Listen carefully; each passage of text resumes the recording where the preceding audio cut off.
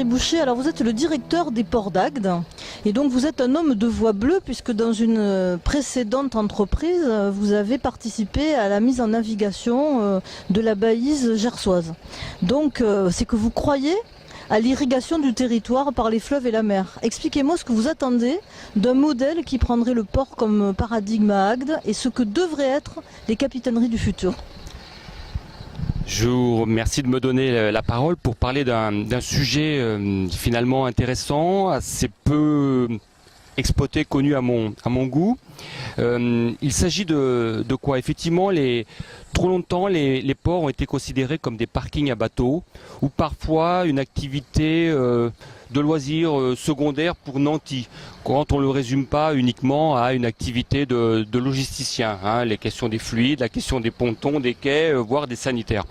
La réalité, c'est que grâce au modèle Odysséa, on a la possibilité de parler non pas des produits que sont les bateaux, mais de parler des utilisateurs, que ce soit des plaisanciers occasionnels, que ce soit des marins, des petits matins, des pêcheurs, que ce soit des plaisanciers qui font de la course dans le cadre de régates et parfois même avec de véritables sportifs, que ce soit parfois des aventuriers pour découvrir la mer dans des voyages au long cours. Donc là, on a une configuration dans laquelle on peut prendre en compte le port du Cap d'Agde et tous les autres ports de la côte pour réaliser une véritable escale nautique, je dirais, d'excellence, dans lequel on va pouvoir fédérer, réunir tous les acteurs dans des jeux de complémentarité, dans des jeux aussi de convivialité. Hein, il s'agit de faire en sorte que le port du Cap d'Agde et à travers sa capitainerie, ça peut être le lieu où se retrouve toute une communauté d'intérêts divergents. Hein, on l'a cité, des plaisanciers occasionnels ou très habitué. Donc il s'agit de redonner au port sa véritable dimension, de révéler le port dans sa capacité à être un acteur qui fédère à la fois le nautisme, mais qui peut être un véritable outil de promotion d'une station et de son territoire. Voilà. Souvent, si vous voulez, moi j'ai tendance à penser qu'il faut, aujourd'hui on est dans une époque où on doit lutter contre la banalisation de l'espace, il faut trouver des signaux, des marquages distinctifs pour révéler la spécificité de nos territoires. Et c'est vrai que grâce à ce modèle Odysséa et à des outils modernes de communication, les écrans touch, les écrans tactiles, les bornes interactives, etc., on a la possibilité d'aller voir son arrière-pays et de découvrir vraiment toute la richesse, alors patrimoniale, environnementale, culturelle, mais gastronomique. Et ça, c'est vrai qu'il n'y a vraiment que ces moyens modernes de communication qui nous le permettent. Donc c'est le port prescripteur. C'est le port qui va prescrire finalement comme une ordonnance un peu médicale. Donc le plaisancier ou le vacancier arrive, il va à la capitainerie et là il trouve absolument tout ce qu'il doit savoir et connaître sur ce territoire. Donc en fait la capitainerie ça devient un lieu de création du désir finalement. On crée le désir du plaisancier de découvrir le territoire alors qu'il a un désir de mer au départ. Oui, il a un désir de mer, mais pas seulement, il a un désir de terre, il a envie de découvrir ce que son espace de proximité lui révèle.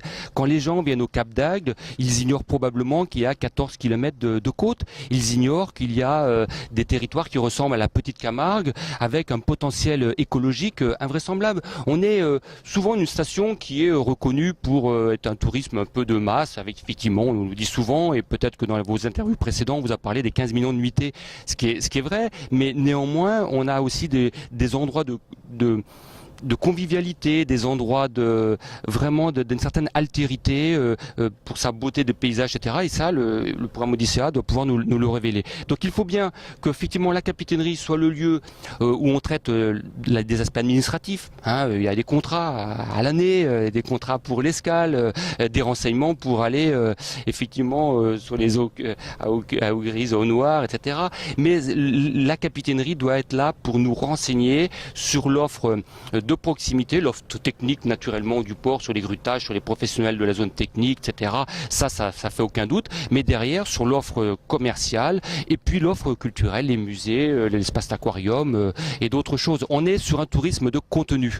Hein. Il est important aujourd'hui de faire évoluer le professionnalisme de nos capitaineries pour pas simplement être un lieu d'accueil et d'enregistrement de formulaires, mais d'être un lieu dans lequel on va mettre les territoires en désir. Et je reprends votre expression parce qu'elle est belle. Je pense que c'est celle-là qu'il faut arriver à réussir. Mettre les territoires en désir, je crois que c'est un mot important que vous avez cité. Je me permets de le reprendre.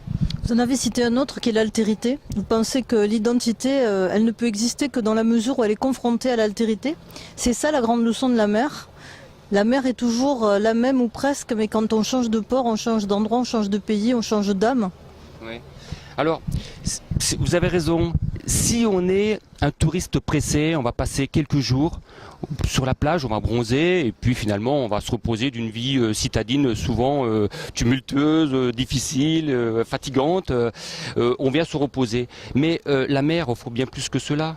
La mer est un espace de liberté. C'est un des rares espaces dans lequel on peut encore découvrir des côtes, des endroits sauvages. Et c'est un lieu de partage dans lequel il faut qu'on arrive à confronter les pratiques du voileux, de celui qui est bateau moteur, de celui qui fait du kitesurf ou autre chose. Donc on a vraiment un public très très varié et il faut qu'on arrive justement à respecter le lieu. Et si vous m'engagez sur la voie de l'altérité, c'est probablement que on parle du support, la mer, mais il faut aussi